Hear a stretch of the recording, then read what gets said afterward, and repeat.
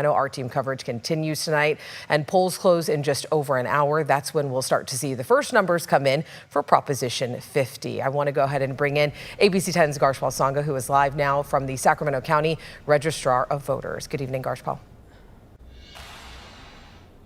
Good evening, Alex, and we have been seeing a steady flow of voters coming in, and right behind me you can take a look. This was a very busy ballot drop-off box where people are just coming, dropping off their ballots and moving on, and then at times we will see long lines, other times not as much, but right now there's not a lot of cars, but you can take a look around. It's a sort of a snake mode that as cars are going through and then coming around, and so not a lot of long lines at this point, but again, a little more than an hour before elections polls close here. Now, we were inside earlier, and inside, people who want to register to vote or people who have ballot issues that need to be corrected, they're going inside, but for the most part, people are just coming outside here, dropping off their ballots. And in Sacramento County, we're told more than 915,000 registered voters and about more than 350,000 ballots have been returned. So that's about roughly a little more than 40% that has been returned.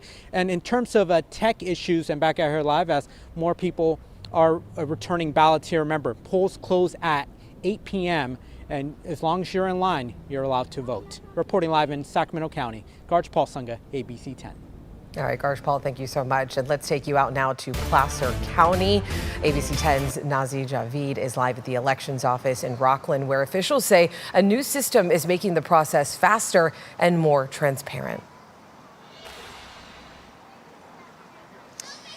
Yeah, truly, this process is really incredible what they've implemented here to make this happen. And the line is growing, but it's moving at a good pace. And here with me is Stacy Robinson. She is the Public Information Officer with the Placer County Elections Office. Thank you for being here with us. Thank you for having me. What are the preliminary numbers telling us at this hour? So far in Placer County, throughout the in-person voting period that started on October 25th, we have had almost 25,000 people vote in person.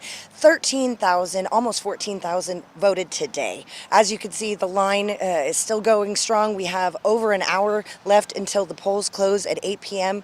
So we are looking at our traditional voter turnout here in Placer County, which is typically 10 to 15 percentage points over the California state average. And what do you think makes it that way? Well, I think, I think the Placer County voters have a lot of trust and confidence in this office, which is what we strive for every day. But I also think that the implementation of our Sign, Scan, and Go process has really helped. Yeah, I got to witness it firsthand. It was really incredible. Thank you for making the time. We'll let you go. It's very busy. I can see the line behind you. Live in Rockland, Nazi Javid, ABC 10. All right, Nazi, thank you. I want to get back to something that our political analysts were actually talking about, a district they had their eye on, because if Proposition 50 passes, one of the communities that could be impacted the most is right here in Northern California. It's a city of just 68,000 people that would be divided into 3 separate districts. And we're talking about the city of Lodi, which would go from Congressional District 9 to, get this, Congressional Districts 7, 8, and 9.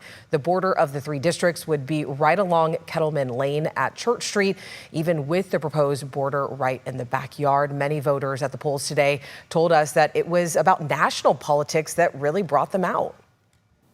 Bottom line is, if whatever Newsom's for, I'm going to vote against it. It's kind of a radical thing, and I've always been kind of a radical guy, so I think that people need to be more radical, especially these days.